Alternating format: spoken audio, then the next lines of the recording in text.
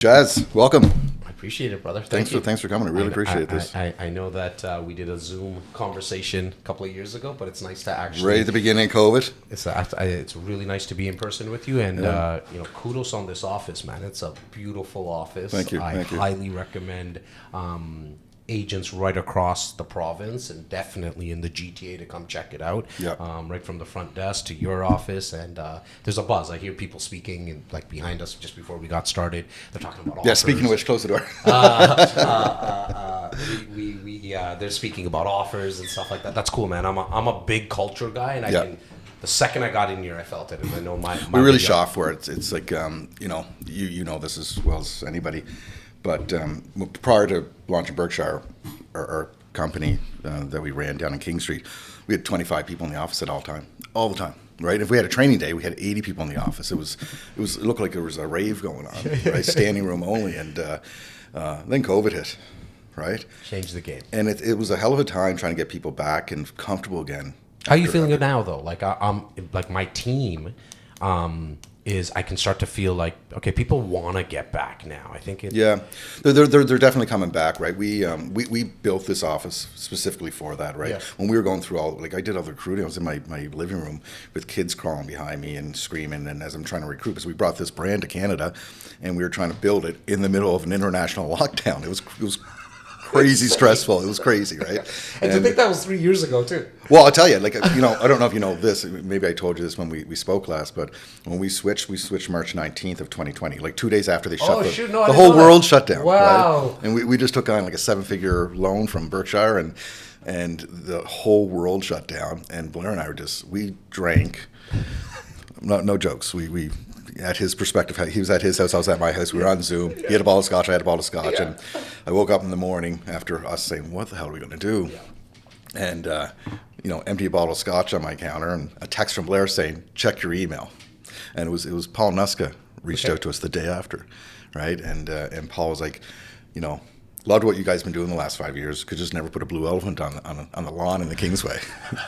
I want to talk now, right? So that's what we were dealing with during COVID. But so we built out this office and to try to bring people back, and we have a studio over here. I'll show you afterwards. But we built out a studio with a green screen room and everything. And Cameron's actually great. Meat is going to take it over for us. They're going to run it for us for our agents, and we even work with outside agents. So a lot on the pre-con side. Yeah. Co-op agents, the platinum agents come here to build their marketing assets. Oh, cool. Yeah, so it's good. That's awesome, man. I think it's something that more broker owners need to not only invest the money, because I think that's easy sometimes, right? Mm-hmm. Like, not to say everybody has deep pockets, but the money is easy to invest because most broker owners get that. It's the time. And unfortunately, there's not a direct ROI that most people can speak to. No. But wow, can I ever tell you personally, and I know you're going through it now, the ROI that you get is phenomenal. In fact, in my 20 years that I've been in the business, nothing has given me a higher ROI in terms of awareness and actual authority building than content creation. Yeah, for Just sure. nothing. For sure. Right? People get to make that decision, right? And you're a sales guy, man, like from day one, I'm sure. And most of the people that are watching and listening to this probably are the same. And for me, I've always had to go uphill in conversations because you have to build that authority in the first 25, 35, 45 minutes of a conversation. With video now, people are like, okay, I like this good-looking Indian guy. I don't like him. He's a little crazy. He looks like he's on crack when he's waving his hands. But they get to make that decision at home. Yeah. They get to do all that at home by themselves and say, you know what, I want to get to know him more a little bit. And then this is where it really changed, because the second people walk into your office as a salesperson, not that you're going to close 100% of them, but the probability just shot through the roof. Mm-hmm. And so I think it's amazing, man. Like when it really, in a weird way, turns me on when I hear someone like yourself saying you got a studio being built, Cameron's going to be doing everything, and you're investing the time and the money into it. It's really cool. I want to run with what you're just talking about with content, but I actually want to back up for a second because, what has happened in the brokerage industry, and people have been hearing me rant about this a lot lately, but the relationship between the broker and the agent that relationship and the value there for the vast majority of companies out there has disappeared. Like it really has. But there's always opportunities when that happens, right? And that's what's given rise to guys like yourself, you and Simeon, right? The teams, like the monster teams, have risen up because they're putting that value back in to the relationship, right? 100%. If you can't rely on your broker to do it, as team leads, you can do it internally. So you have these like companies within companies that have sprung up, right? Yeah. So talk to me about that. Yeah, look, I mean, for us, we were always thinking at one point to have our own brokerage, but we also know where our skill set lies. Our skill set doesn't lie with dealing with the trust accounts and RICO and all the stuff that I'm sure. Nothing, it's always smooth, don't worry. Yeah, right. Yeah. You hear that hint of sarcasm there. But that is just not something we're good at, man. And so what we figured is, look, what we really like to do is throw a lot of parties. Like at the core level, we like to have a lot of fun, Sydney and I. You mentioned the Scotch, like that March 21st for Simeon and I, where we opened our bottles. And we're like, what the heck are we gonna do, right? Yeah. And so the value that I think that we started to bring to our team members under an umbrella of a brokerage, so we don't have to worry about the receptionist at the front, like the internets are down, it's a running joke at our office, like we always hear one of our broker records just yelling and screaming at Bell Canada and Rogers, and we're like, holy shit, we're so glad that we don't have to do that, is the fact that we get to do the touchy-feely stuff with our team, like, hey, what's going on, holding them accountable. Look, I think every broker and brokerage can offer the new regulations from RICO and all that. It's all important stuff. But I think agents really need accountability because this business can get so lonely and it can happen very quickly. Yeah. Right? Yeah. And so I think the ones that are winning, like yourself and your crew, is because you're holding them accountable. And that doesn't mean that you have to hit them with a stick by any means, but it's just checking in on them. Like, hey, what's going on? And unfortunately, I don't think you can do that every quarter now or every 6 months. I'm not even sure if a month is, like, from a team perspective, like, we're at it every single week. Yeah. Once a week, we want to touch everyone because you never know what else is happening in their personal lives. And generally speaking, what's happening in their business life, that filters to their personal life. So from our perspective, our value add is all the content stuff. We do all that for sure, but it's really the accountability. Yeah, I actually agree. It's we started out as a team. And I won't get into the story, but we got forced into launching a brokerage. We had RICO issues with our brand and whatnot, and it's a long story, but we got forced into launching the brokerage. So, but when we did, we still ran it as a team. But then when we switched to Berkshire, we blew up. Like we 10x'd our company in 24 months, right? So it really blew up, and it sounds great, but it's really hard to maintain culture. Not only that, we were in the lockdown, so it was really hard to maintain culture. So over the last 12 months, especially since this market has taken place, it's about trying to recreate that team atmosphere. Even though we're a big company now and lots of agents and we've grown so much and we have multiple offices, but trying to get that team atmosphere back to the table. And you're right, it's not quarterly, it's not monthly, it's daily, weekly. 100%. And one thing that we do a lot with only our salespeople, but like the actual core staff, so the admins, the videographers, the editors, my chief of staff, all of them, is what we incorporate now is an actual monthly meeting one-on-one. So we check in on the weekly. How many people are you now? So we have 60. Sorry to interrupt there. No, not at all. 63 agents, and I kind of have the 13 core staff at my office. My partner, Simeon, he does Mississauga. Yeah. I do headquarters right down the street from you guys here, Don Mills and Lawrence. And there's about 13 of us. That includes admin, like chief of staff, as well as videographers and editors. And then I have core callers as well. So we have two callers now. One just moved back to Ireland. So we have 2 callers full time every single day. We make about 150 outbound phone calls a day to our nurtured database, not cold calling. Not that there's anything wrong with cold calling. I just ventured into a different type of business model. And so what we do from a cultural perspective, because see, at the start, I made the mistake, and the start meaning probably about 8 years ago, I thought it was a little bit about having, maybe food delivered and on a weekly basis, maybe having a ping pong table. I thought that was the stuff, because that's what I was seeing the Googles of the world, the Facebooks of the world do. What I found out, we all went through that. Right. And what I transitioned to, because I thought that was going to build a culture. Guys, hang out, chill out, and do your thing. Work when let's work. Let's have some fun though. But what I found out 3 years ago when we implemented this changed the game. One-on-one, 30-minute to 45-minute meetings, not talking about work. So it's not like, hey, Mark, if you were one of the guys that we were sitting down with, let's talk about your work performance. How you doing? What's happening? What's happening with your brother? What's happening with your sister? I love that. That's now, what happens is the first 3 months, it's kind of surface shit.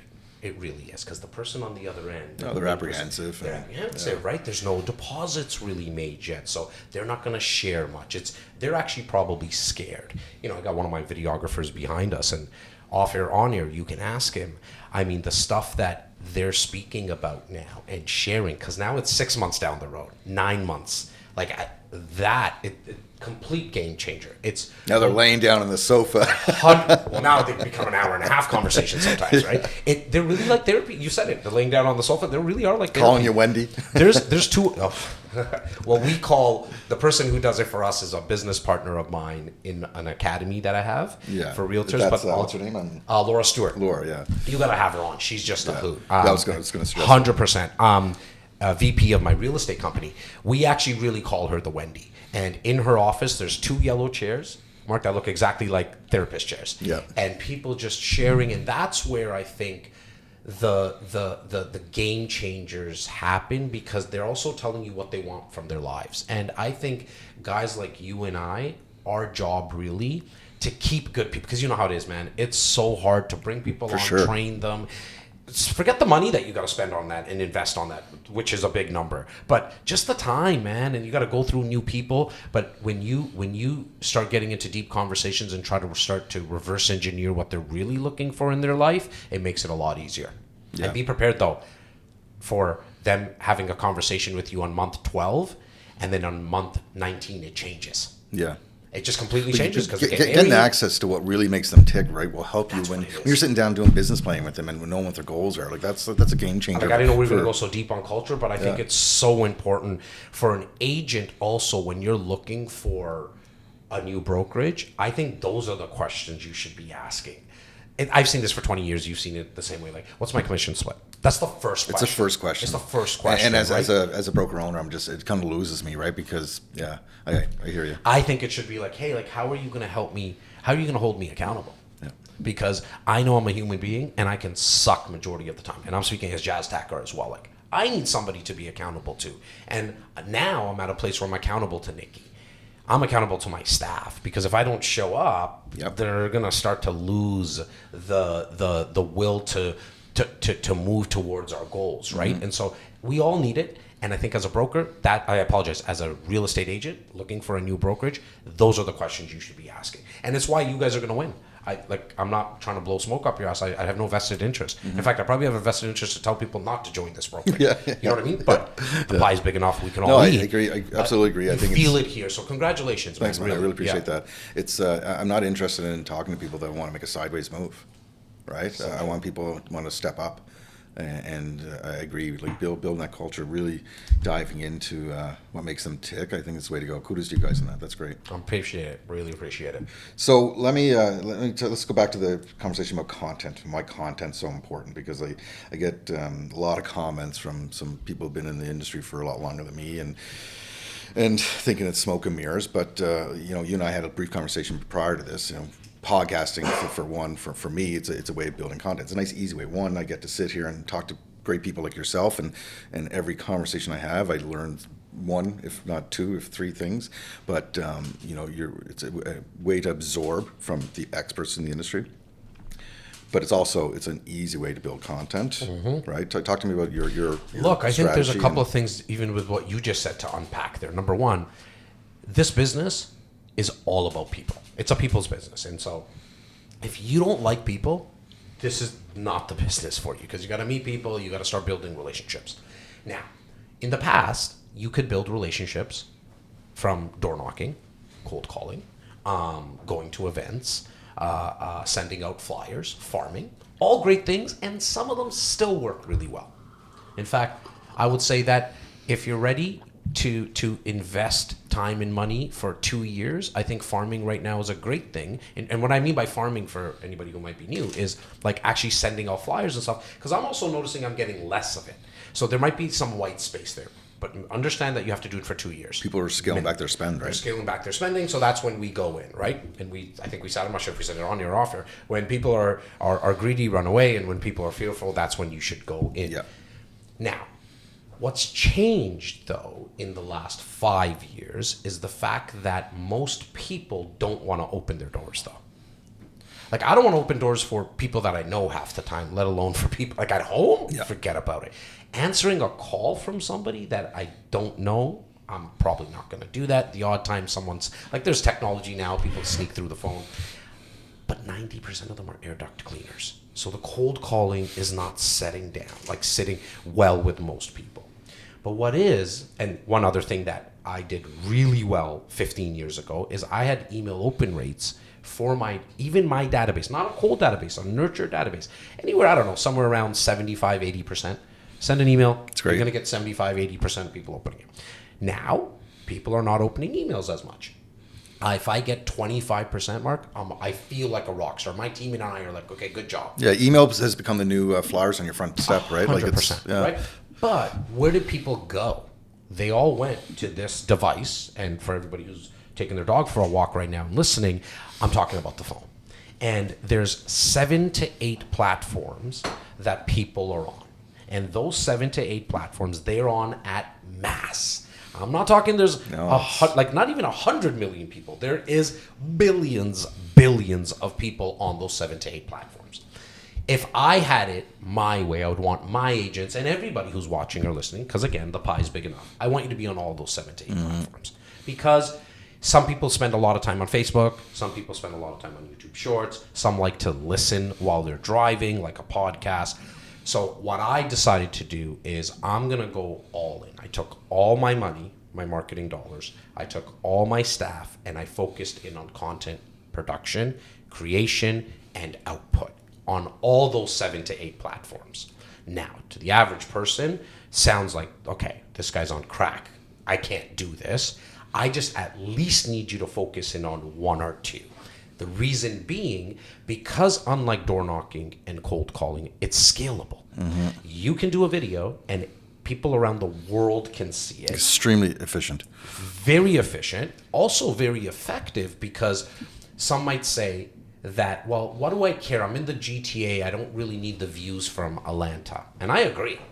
Okay? I agree. As a real estate agent, if you're trying to be an influencer and all that kind of stuff, then great. But as a real estate agent in the GTA, like, why do you really care about the views from Atlanta? You can get some referrals and all that peripheral stuff can happen. But what you can actually really do is make a video, and you can say, I want to send that video out to the postal code M5W. Mm-hmm. And I just want those people to see it. So you can be very effective with certain videos that you sniper, right, as opposed to shotgun. Exactly. You can be very sniper. You can do kind of a shotgun approach, whatever you want to do. Now, with podcasting, if someone were to ask me, because I get that question a lot, is out of them all, what is the best? I'm not sure what you're going to be best at, because that depends on what skill set you have. Like, you have a nice voice. It's easier on the ears. I've never been told that before. It's a soft voice, right? Like, it's soft. It's not, I laugh with Laura all the time. Her voice is raspy, but she gets away with it for some reason. She's a little easier on the eyes, probably, than you and I. Not to say you're not a good-looking guy, but with podcasting, especially when you put the camera on, now you could get really efficient, because you can have a 40-minute conversation that can get cut into, I like to think that you can get it cut into 25 to 30 different pieces of content. Pieces of content meaning not just video, but you can get video, audio, images, and the written word. And for me, I didn't make this up. I wish I did. But I actually completely stole this from a guy named Gary Vee. I had the opportunity to actually do a podcast with him, but before I took action, I was watching what he was doing for 6 months.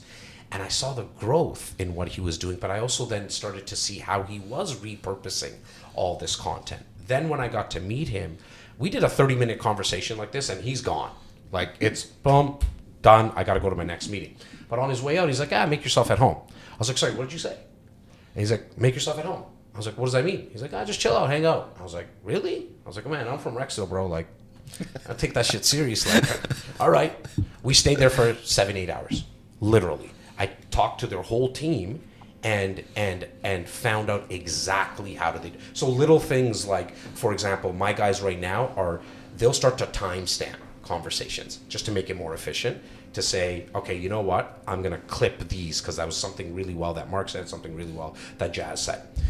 What I started to do, and I started that 4 years ago, I went from probably about $1.5 million in GCI a year to 3.5 to 4 million GCI. Now, I really want to make sure that people understand I'm not telling you these numbers to impress you.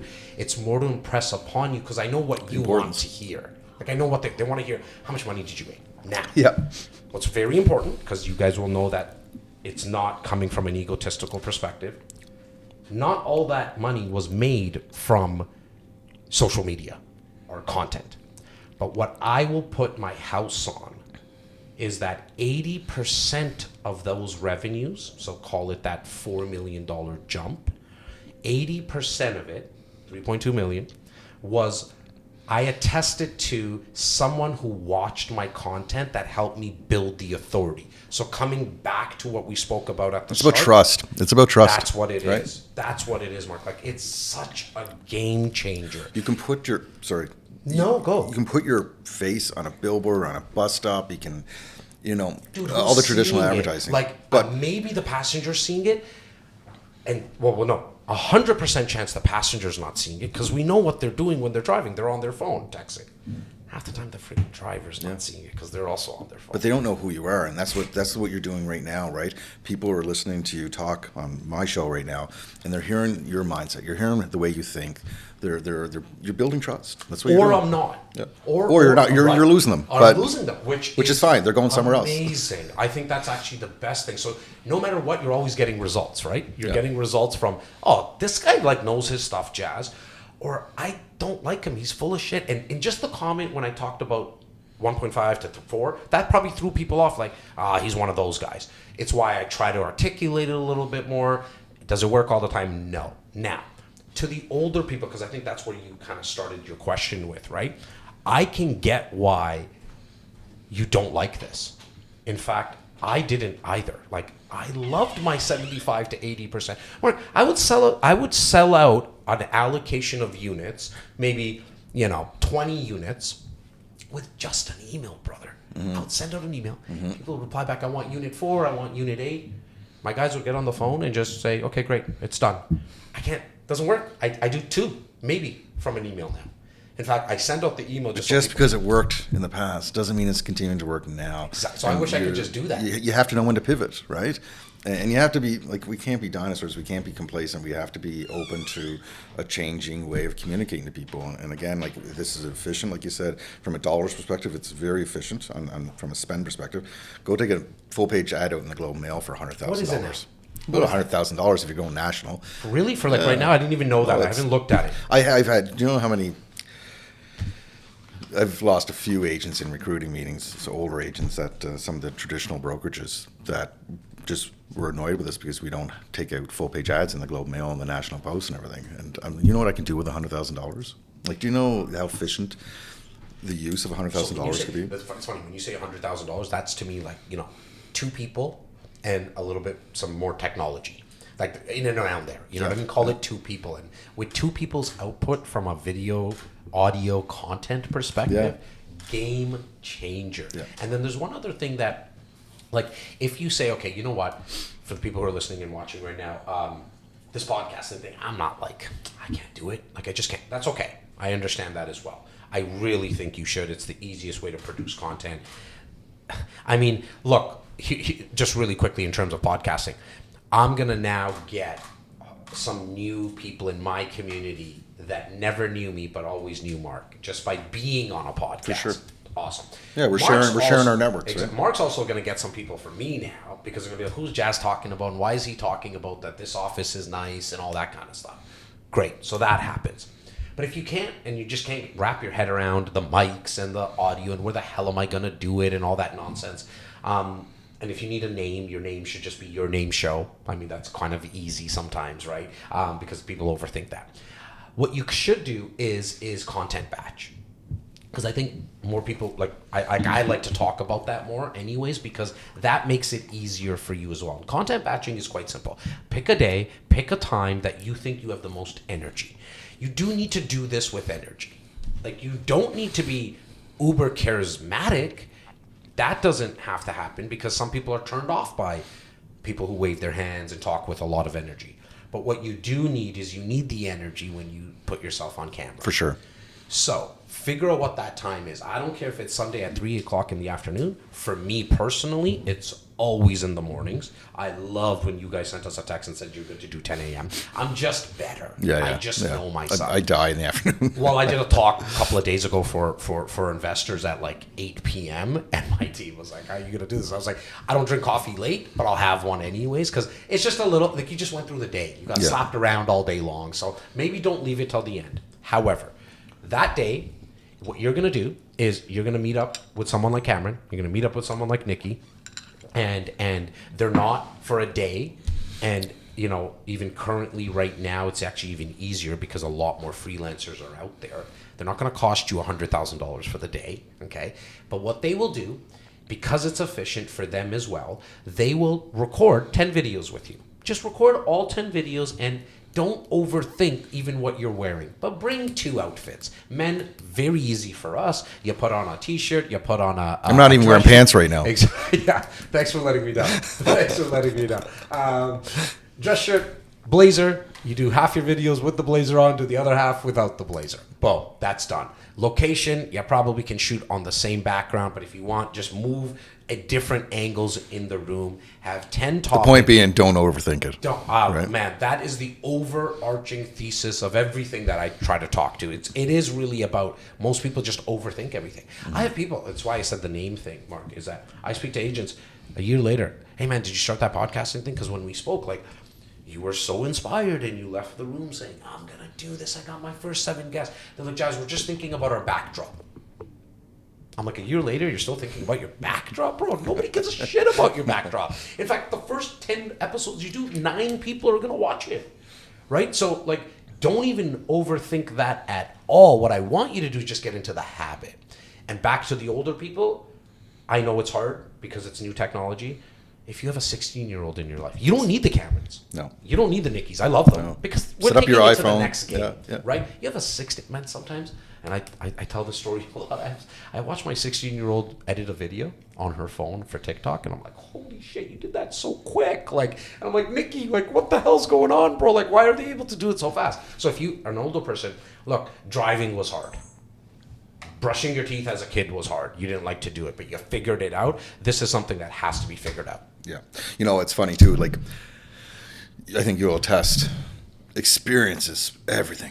Right, like you learn so much. I mean, when people call this the school of hard knocks, right? It's a real thing, right? People, you learn a lot through life, and if you talk to some of these older agents that are apprehensive, the thing about what drives me nuts about that is that they have so much to offer. These guys have been through the 90s. They've been through what we're dealing with right now. Like, they have so much they should be able to say to the young agents that are sitting trying to figure out what to do in this market, right? And we were just touching on that before we got started, like what's happening in the market. And you were speaking about like 08, 09. You were touching on like we were talking about what our parents went through in the mid to the late 90s. All those are awesome content because like Nikki, my guy's 30. Cameron's probably 19. They have no clue what was going on back then, or they're actually even like, holy shit, the rates are really high. Where guys like us are like, they're not as high as you think on average. They are higher, but we have seen the average rate usually flirts around, 5%, 5.5%. So this is not out of whack. What was out of whack was 1.99%. So as an experienced agent, if you're telling those stories and you're talking about, I can tell you right now, younger people who are trying to get into their first home need to hear more of that. On the flip side, actually, Mark, it's funny that you talked about the older people. It's the newer agents. The experience. Let's call them experienced. I apologize. Yeah, it's like the veterans. Yeah. The newer agents, even though that they're good with technology, I feel, have a problem with getting started with this because they don't feel like they have the experience. And what I always tell them, I'm like, you're actually in a better place, in my opinion, than someone like myself, someone like Mark, and any of the more experienced agents, because when you're newer, you're naturally curious. Yeah. Right? And so when you're naturally... You're Joe Rogan, right? Exactly. You're not necessarily an academic, but you're curious. Because you and I right now, we can, like...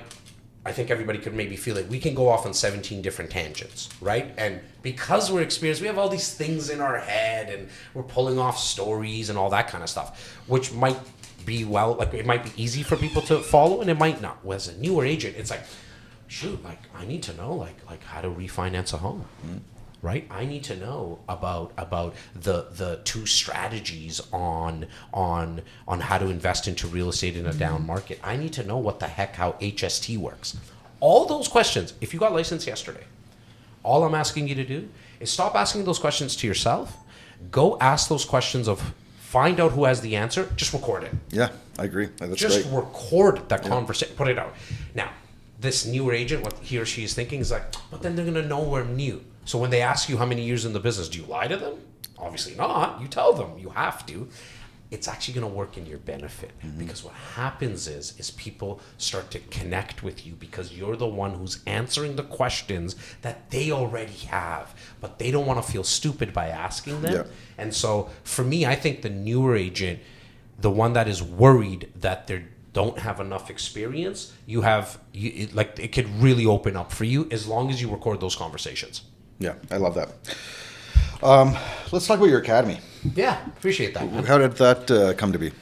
So I just, it all came from content. So it's funny that was kind of the segue, because I started to get asked like, oh, okay, can you coach me? Can you train me? And for me, I'm not like a traditional coach, and these guys are awesome, and the gals, like I know a lot of them. They've been on the podcast, friends of mine. They've trained some of my team, but I like sales. Like I like to get on the phones. I like to come up with marketing ideas. I like the emails, the content, all that. And so I need to be in the business. And so what happened is, in 1 month, exactly about 12 months ago, in the same month, I had about 9 agents like, hey man, like we'll pay you for this. I'm like, I know, but if you take me away from what I'm doing, what I do, and in the GTA, we're lucky, our price points are a little higher. Like it's not even remotely close. Yeah. And I'm just too busy to make the phone calls.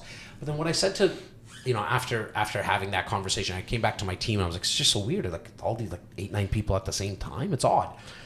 I went back to them and said, look, why don't you just come to my office? They're on the GTA. Come to my office, sit at this table I have, and why don't you just watch what we do? And I'm going to put out a number, and here's the number. This is what you got to pay to be in the room. But at the same time, I'll have my team, that core 13 people, help you with some certain things that I probably have a feeling you're missing. For me, the most fundamental thing in the business, way before content, is CRM. I'm built in my academy to grow my CRM. My real estate company is really where I really kind of made my dollars with the CRM. And so most agents don't have anything set up. There's no automation. They don't even have a CRM. And if they do, they haven't logged into it for 6 months. So I started to build that out for them. Then what happened is I recorded those 9 people at a table. Then I had other agents ask like, hey, I want to do that. So I did that we did that 6 times actually. Just had people come in. There's no formalization of an academy. Yeah. Then the power of content, Americans, rest of Canada started saying, dude, like, do it. I would love to come, but I'm not going to fly and be there for 10 days. It was like a 10-day program. Yeah. 3 hours kind of a day. And so then we started to come out, we formalized FTGU, which stands for From the Ground Up Academy. Myself and my VP, who has a background and she has an MBA in marketing and branding. And it's Laura, right? That's Laura Stewart. Just a brilliant person when it comes to systems and processes. I completely suck at systems and processes. Like I could fill this whiteboard, this wall up with ideas. I could fill up and I'll execute on the ideas, but I'm not going to do it efficiently. Like it's going to be, guys, we're just going to do it and get it done. I'm going to push it. I'm going to will it to happen, Yeah. where she can really systemize it. Anyways, so we said, let's formalize some programs where people can do it online. So now you could do a group coaching bi-weekly for $49 a month, every other Wednesday. That's the basic program. Then the pro program we have, which is the next one, it's a little weird. I'm always a little uncomfortable talking about the academy because it feels like a pitch, and I just want people to kind of go to the website, figure it out for yourself. But when you go to the pro, you get those bi-weekly calls, the bi-weekly coaching calls, but then you kind of get a Netflix for realtors where there's video training. Amazing. With the tools, the scripts, the email templates, everything that you need, that goes to $99. And then you have an ultimate program where you get everything in the other programs, but now you come and you get a ticket to that 10-day program. It's probably the most fulfilling thing that I'm getting to do, because look, at some point, and my clients know if somebody watches this, like, I got a little numb to talking about the difference between a 1-bedroom and a 1-bedroom plus den. It's just, over time, I had a lot more fun teaching my team how to talk to my clients. Yeah. And so I'll deal with like my super VIP, the guys and gals that about 10, 12 places. But there's nothing that gets my juices turning speaking to agents, like helping them build their business, selling, and their sales skills. Like, you need to have that.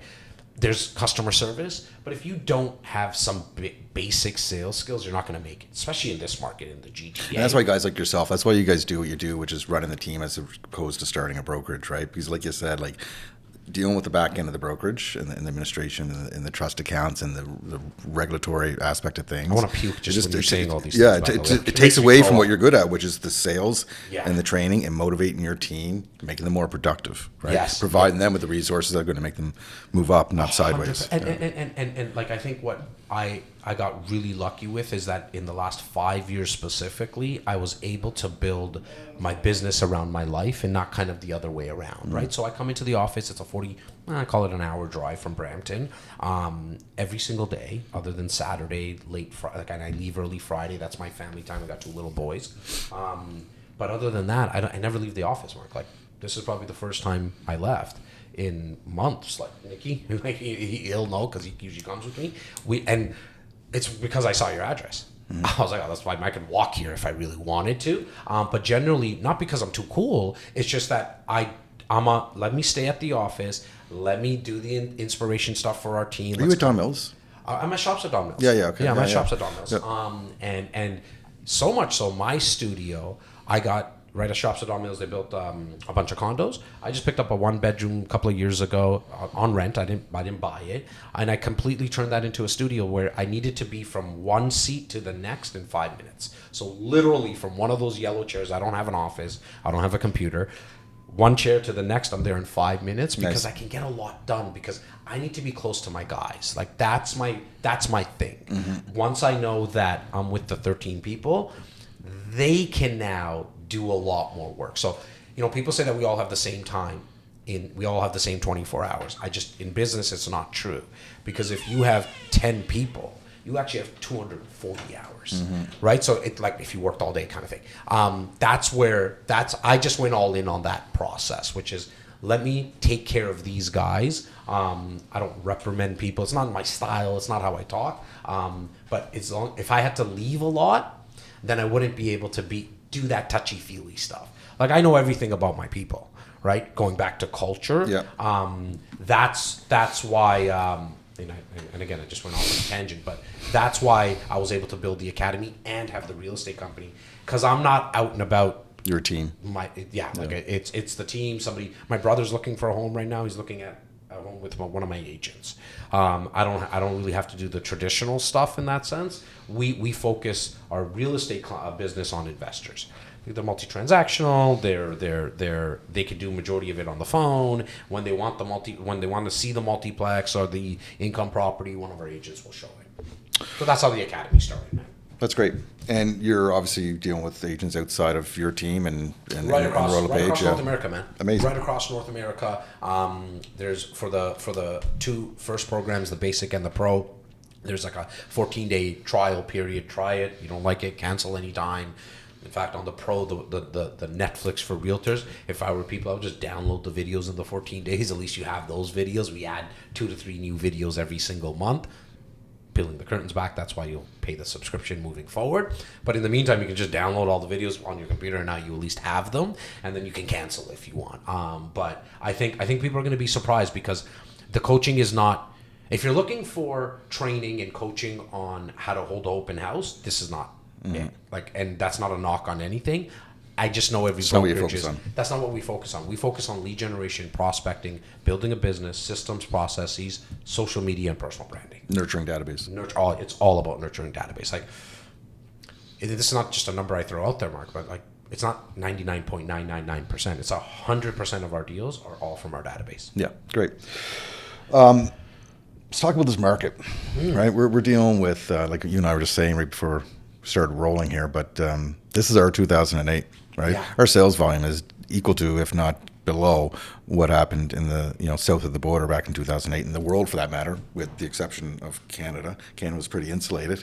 We had a short little plateau, if you will, but and drop in volume. But this is our 2008, and I think it's time for our agents to realize that it's not necessarily going to be over anytime soon, right? Yeah, I think, look, the number one rule in business is to stay in business. So whatever you have to do right now in terms of, I know it was nice when people would just email you and say, come list me, I'm ready to be listed, my house, or I'm ready to upsell and find that bigger home. Well, that's not obviously happening. And so some of you who are watching and listening might have a tough time doing some rentals right now, but you got to stay in business. Yep. So now the nice thing is when I was doing rentals 15, 18 years ago, they were $1,200 a month in downtown Toronto or whatever else, $1,500. The nice thing now is at least it's $25,000 to $3,000. So your pay is going to be a little bit more. But you as an agent right now, if you're not nurturing your database, and it will not necessarily make you money in the next 30 days. I understand that. No. The problem is that when the market changes, which it will, like you said it earlier. There's too much pent-up demand. We don't know right? when it's going to happen, Yep. right? And none of us can be Nostradamus and figure that out. But it is going to happen. It's going to come back. It's going to happen. And I think when it does, it's going to be gangbusters. 100%. Because everybody's waiting on the fences. Yep. Like, I'm making the phone calls to my clients. I know. I'm not making this up. The people with the ones that buy and sell, they're telling me, Jas, there's too much uncertainty. And so when consumer confidence is where it's at, this is what happens. But when it changes, the ones that were nurturing their databases, putting out content, those are the ones that are going to be able to reap the rewards. If you're not doing it, guys like Mark's agents who are now starting to do content, my team, my trainees, me, we're going to take over market share. I agree. Right? Because we're not going to stop. I think the worst thing you can do right now, I don't have one thing to give to people who are watching and listening as an agent right now to say you could do this. But the one thing you cannot do is nothing. No. You gotta put your clothes on. I can't be at home. During the last 14 months of this, I just saw, we both follow probably hundreds of realtors, right, in the GTA, and so many of them taking off to Tulum, and I'm using Tulum as an example, but putting their feet up and waiting for the market to return. And it's just not the practice you should be. Because when it does, the people in your network that you had, they're probably not going to reach out to you because they didn't see you. No. Right? And it doesn't happen because they're bad people. It just happens by nature because someone else got their awareness. That's what, again, full circle into content conversation or going back to it. That's why you want to do the content, because you can't sell anything to anybody without someone's awareness, period. Now, while you're putting your feet up, someone else will probably get your client's awareness. And so, other things that, like, this is the time. You have an open house that somebody doesn't want to do the open house. You got to do rentals. You got to go a little further outside your area, go outside your area. You were mentioning, like, you're excited or thinking about areas like Fort Erie and all that kind of stuff. It got me thinking. I was like, holy shit, yeah, maybe we can push our boundaries a little bit more, right? Mm-hmm. But my agents right now, generally who are working, like, call it the Hamilton area, they're even going further west, right? And so that's something that you have to take on. You got to keep looking into the stats. You got to put that information out to your clients, put on educational events. I think it's huge right now. I've done without any exaggeration, I think my team counted, we're at like 644 educational events, in person or webinars, for the last 20 years. Yeah. We're beasts at it. Every other Sunday, we have a webinar that's educational, and then we do maybe once or twice a month, we put on an educational event. Do we get 300 people that used to show up, in 2021 and 2022? No, but we get 50, 75 people. Out of 50 or 75, here's a strategy for people that you can actually get deals done right away. Out of those 50 to 75 people that show up, we always put 2 people together to do a joint venture deal. I didn't do those events to think, I'm going to put joint venture deals together. It happened because I didn't put my feet up. It happened because I put the event on, and it's not black tie affair events. It's like we spend $100 on Tim Hortons coffee travelers, maybe another $100 on some muffins or whatever it is, croissants, and you get people together. You have a little maybe educational session on what's happening in the market. Maybe you bring in a mortgage broker to talk about what's going on with the interest rates. Sure. But the most important stuff happens afterwards. It's the schmoozing and the touching and the belly to belly stuff. But they start speaking to each other, and then what happens is Grayson says, "I got 50 G's." Nikki says, "I got 50 G's." Shit, like maybe we don't have to wait for 7 years to do this, or 5 years. We can do it now, and so that's a strategy that people can take on right away. You think of like a portfolio manager, right? Like your money portfolio manager. They're not waiting for you to come to them with the next idea, right? If they put you into something that all of a sudden isn't doing so well, they're picking up the phone and calling you with a strategy of how to correct it, or, ride it out, or move positions. Like we have to think of ourselves as portfolio managers, real estate portfolio managers, right? I love what you just said, man. You put a client into a property in 2020 and 2021 at the highest point in the market, right? And now they qualified at 2.3. Now they're at 7. It's time to maybe reach out to them and see where they're at from a stress level. Are they bleeding? Yeah. Is there something you can do to help, right? Is there advice can you bring in a mortgage person to talk to them, to help them out and give them some advice? Like, you need to take a proactive position on this. Right, and maybe that's what will stick with people, right? Or not, don't do anything. But I can tell you're not going to get any type of rewards if you do that. And talking about the portfolio manager, we actually, and everyone can take this, we actually call it a real estate action plan. Where we're your real estate investor advisor. That's what we do with our clients. We call it a REAP, R-E-A-P, Real Estate Action Plan. And essentially, anybody in the financial world will know what I'm talking about. They call it a KYC, Know Your Client. Yeah. And all we did is literally steal it from the financial industry and say, we won't call it a KYC, we'll call it a Real Estate Action Plan. That's exactly what you just said, Mark. We call our clients and say, "Hey, Grayson, just wondering, brother, you bought this property back then. Where's your headspace at?" "I'm good, man. Like, I'm okay. I can handle it. No problem." "Hey, okay. Just now that I have you on the phone really quickly, Grayson, I'm just wondering, like, do you have an appetite for another one?" "No? Okay, great. You cool if I follow up in the next 4 months?" "Awesome." Flip side, "Dude, I'm sorry. I can't believe you called me. I need to really liquidate this." "Why?" Right? And then you go down that process. Yeah. But if you never make that phone call, it won't happen. No. Too many realtors out there are chasing the next commission. Right? Not focusing on what they have or what they could have if they put the time into it. Well, this is about building a business and being more relationship based than transactional based. And I get it. It's hard for even the real estate agent to stay afloat right now. But that's why I'm really, in fact, I was about to shoot the video before I got in here, but I was afraid of running it a little later. It's about inactivity right now is not the strategy. It's not the strategy. There's nothing. I don't think, Mark, there's something that you can say, okay, if you do this today, in 15 days, you're going to do a deal, right? I don't think that exists. But wow, if you are just sitting at home in the PJs and not moving and talking to people, it's the worst thing you could be doing right now. Yeah. What do you think of my thought on agents is that I dislike when agents say I don't do pre-con, or pre-con agents I don't do resale. What's your thoughts on that? I'm a big believer that you got to be able to speak about every single type of real estate there is. You don't need to be an expert at it.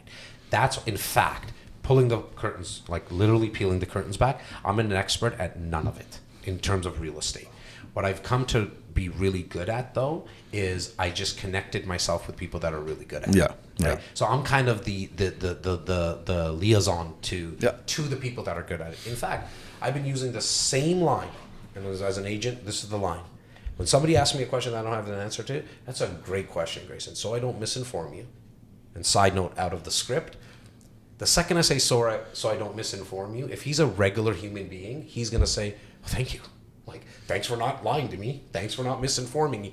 So Grayson, just so I don't misinform you, I'm going to get the answer for you. I don't have it, but I know the people that have the answer. And so when it comes to pre-construction, if you're a resale person, vice versa, if you're a pre-con and you're not good with resale, first and foremost, you want to be speaking about it.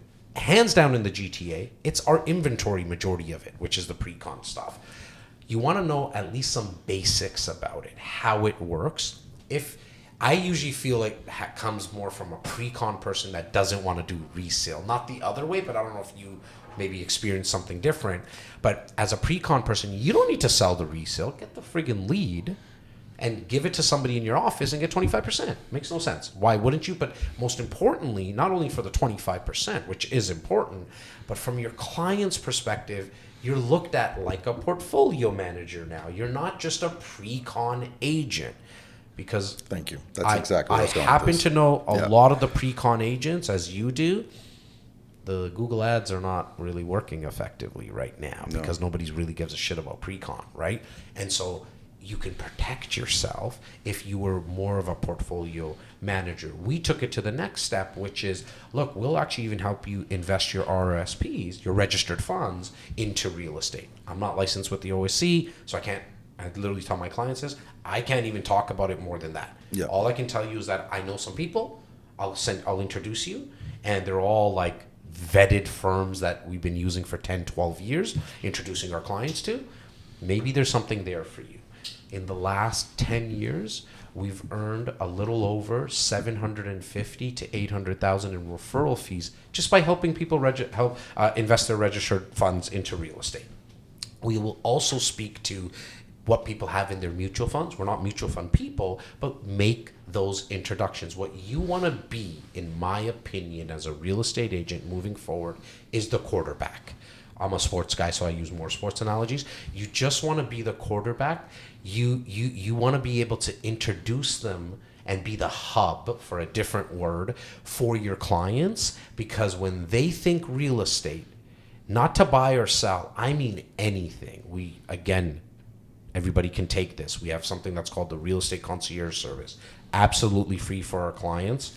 We make phone calls to our clients, inviting them to events, so on and so forth. But we also tell them, hey, Nikki, I have a real estate concierge service, which means that if you need of a plumber, electrician, a landscaper, anything around your house, please don't think of Google.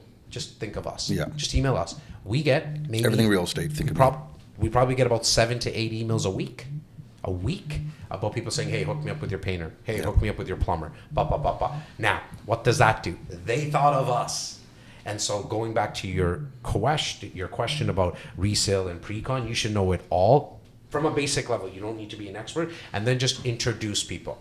The resale people, really quickly, the resale agents, look, I'm not telling you to be a platinum agent, whatever all these words mean and stuff like that, right? Or you don't need to do 100. Man, can you do an extra 7? But I think it's careless to say as a resale agent, I don't believe in pre-con, right? We have 550,000 people moving to this country every year. 60% of them are coming to the GTA. Where are they going to live? It's pre-con, right? It's our job to be educated on both, right? 100%. And again, like you said, you're not necessarily going to be an expert in that. But as a portfolio manager, you should have someone within your organization that you can bring in to help you with that. And that's our job as a professional. I love that you said that, brother. It's our job to know this because they're not buying a bungalow in Scarborough. No. That's not happening, right? And so, let alone all the investors that you can get out of it. But just to the fact of the people that are coming here. And look, an extra 7 in your top line revenue is an extra 150 to 175 grand. Call it 150 on the low end.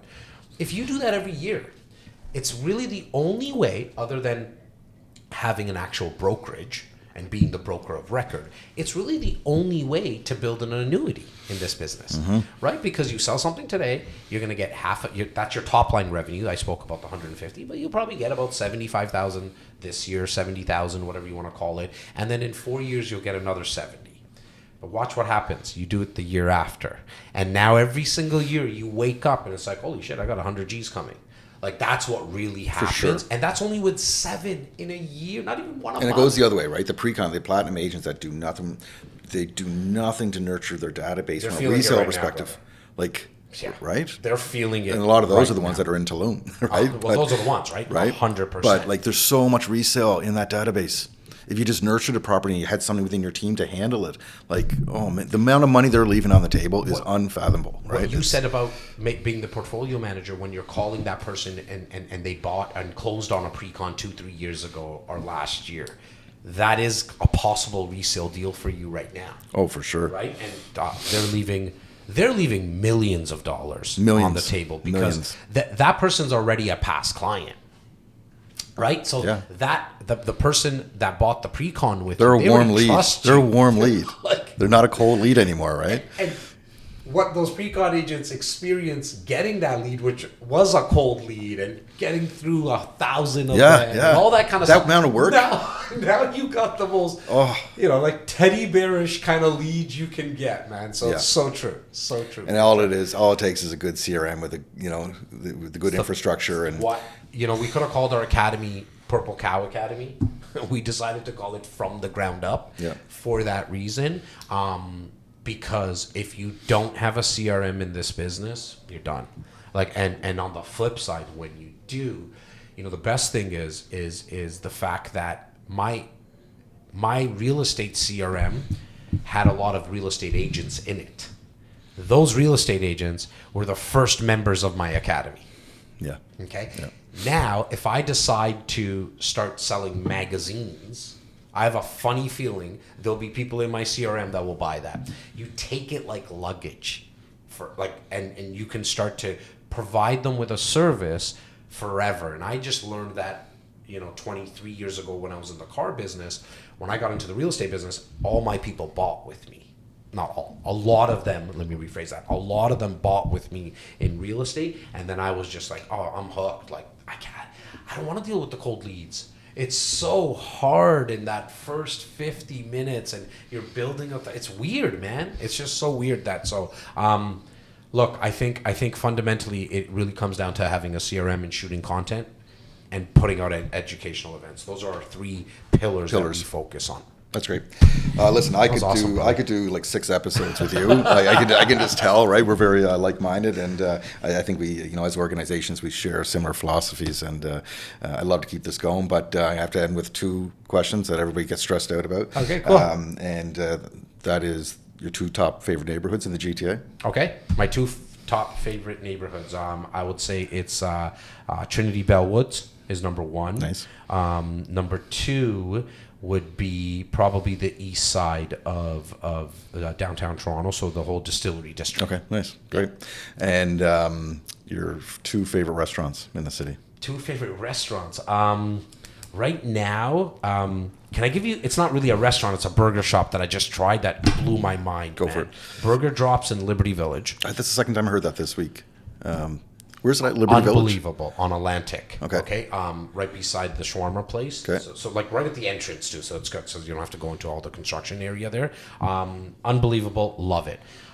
Hidden Joint. Scarlet. Yeah, Scarlet and St. Clair, a place called New Orleans. Very small mom and pop place. Actually, where I proposed to my wife as well.